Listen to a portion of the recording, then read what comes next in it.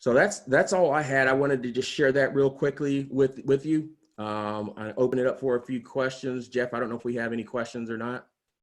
I had a couple of sent in by email for people that said they couldn't attend. They wanted me to ask you a couple of questions, so I'll get those up. How do you identify bias in the process?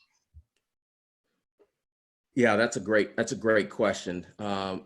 So things that are trigger that give you a trigger that there's some bias in your process. So let's take, for instance, a debrief.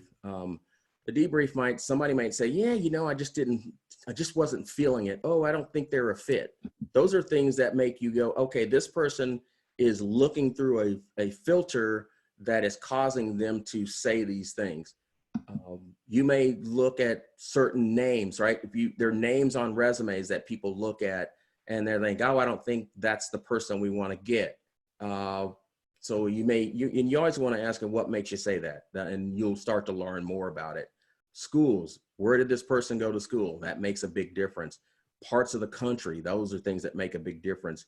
So when people start to have, my gut tells me I've got an instinct about this.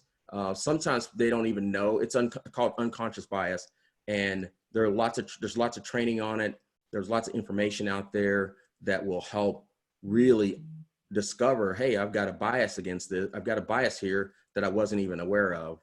And so those are a few things that you see in the bias process, is just knowing when you hear that in a debrief, especially, oh, I don't think they're a fit. Oh, I didn't connect with the person. Yeah, we just didn't click. Those are things that let you know there's some bias in the process and not the objective interviewing and questioning that might have happened to get more factual information out of the candidate. So I have another question in here from Kay. Should a manager actually do recruiting when they're not getting a good pipeline? Yeah, that's a great question. All the recruiters are going to cringe when they hear me answer this, but I do think that it's important for managers to have the option of trying to do some recruiting. And when I say that, I mean, certainly they can use some of the recruiting tools, but getting out, meeting people, which I talked about before, meeting people, getting to know people, attending meetups.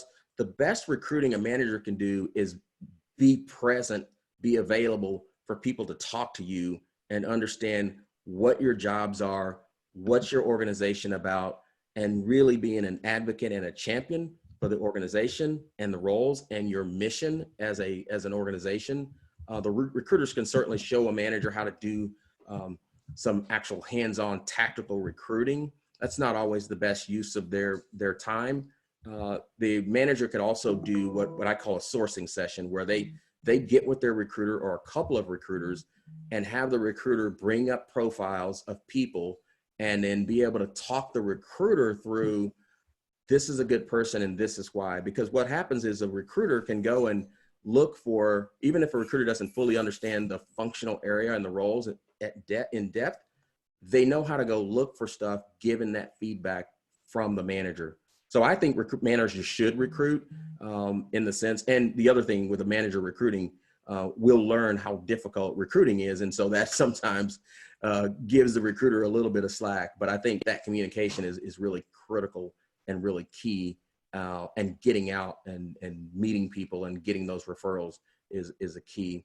And one of the best things that a manager can do from a recruiting perspective is when you get a new hire, and I know some companies do this, that new hire, find out who they went to school with, who they worked with, who they think was an amazing partner in school. All those things allow the manager to then either pass those names on to the recruiter or to go out and reach out to the person themselves and just say, hey, I'd love to talk to you about it, this opportunity. Okay, so we have another question from Heather. How do you suggest coaching the hiring manager that you suspect is turning down a candidate based on their own biases? Yeah, that's one where the recruiter, I think the recruiter needs to bring some data to the table and say, hey, look, we've had this many people come through the organization in this group. Here's what the outcomes have been. I would also ask that manager, hey, tell me a little bit more about why this candidate wasn't a match for your role. Can you share more about that? I do think as the recruiter, you need to call out in the sense that you're highlighting what the profile, painting a picture, right? So take those candidates, paint that picture of why people got declined, what their backgrounds were relative to other people who might have gotten hired, who have, they're not as qualified as the person that you hired. And so asking questions about that and getting a good understanding from the manager during the debrief as to why they declined that candidate and why they like other candidates. And so I think those are a few things that you could do with a manager that's difficult like that. So if you're, I'm going to do a follow-up to Heather's question. So you've tried to coach this person, all right, and the bias is there. Is there a way that you can change it up, bring another person into the interview process or something else to not overlook those candidates? Yeah, I think if you have well, here's what happens in a lot of companies is candidates get submitted to multiple requisitions at the same time in different groups. And what you can look for is if you're submitting candidates to one group and they're not hiring, and you submit the same candidates to another group and they keep hiring and filling their roles, being able to report out and highlight that in your company is key, because then it gets everyone looking, going, well, if we hired them for this group, then why didn't we hire them for this other group? And then people have explaining to do, and that highlights you want to elevate that concern. And the other thing you can do is get more diversity on the interview panel, and also get some more peers. If you can get peers on that interview panel that can have a different point of view, that also helps bring it out. And then ultimately you want to check to see, can we get this manager through some bias training so that that manager becomes aware of their own bias, because they probably aren't aware of it today. And they are just hiring the way they've always hired, which goes back to early what I said. If they're hiring like they did 20 years ago, they're a little outdated in the hiring. And certainly if it becomes a big enough issue, then you elevate that issue, your concern, based on reporting what you see to that manager's manager. Say, hey, I think we have a concern here. Here's what the pipeline's been looking like. And before you do that, I would certainly go to the manager and talk to them directly about what you're seeing. Heather says, great points, thank you. All right, so we have another question from Kay. You mentioned equity and belonging, but you didn't really cover that. What is them? Yeah, so every year you're going to see we get smarter and smarter on how we describe what this diversity world, right? So you'll hear terms like diversity, inclusion, equity, and belonging. And so belonging, I'll talk about that first, is if you are part of an organization and you feel like you belong and you feel like you could be what people will call your authentic self, or you could just be you, bring your whole self to work, you feel an emotional connection to the organization, and you feel like you're part of the organization. It's one of those things, like if you belong to a family, there's a connection there that you have with that family, where you feel like this is right, this is where I should be. Equity really gets to the discussion around, is it a level playing field? Is everybody treated the same way?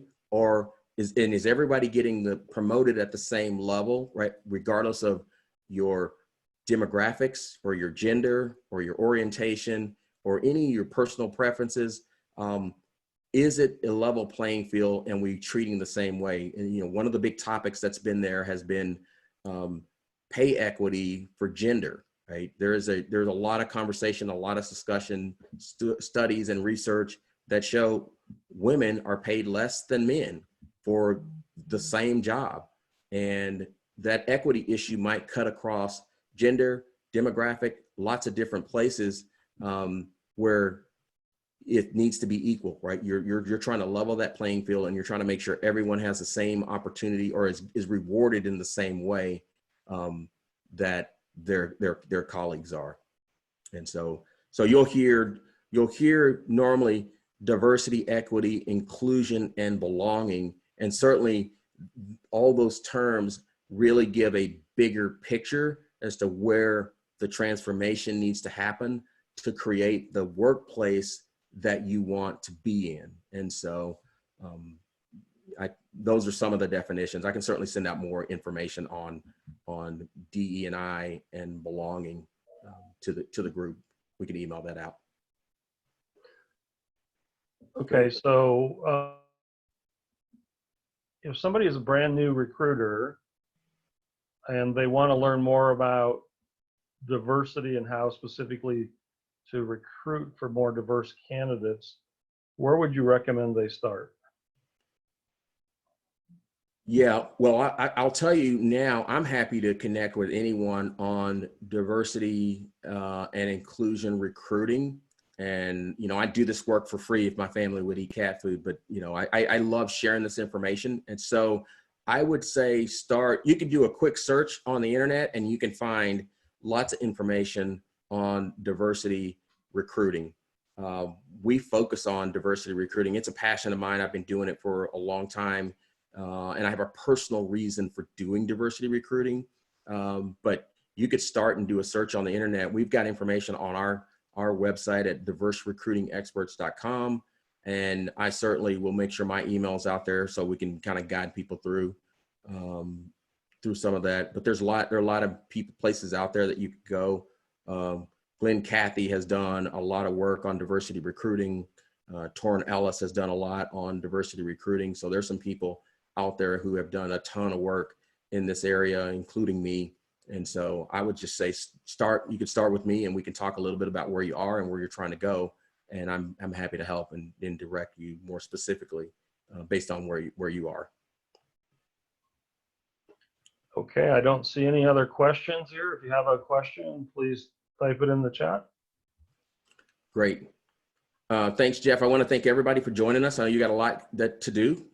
Certainly, I'm Cody Horton with Diverse Recruiting Experts, and anything I can do to answer any of your questions, certainly let me know. And I appreciate you joining us.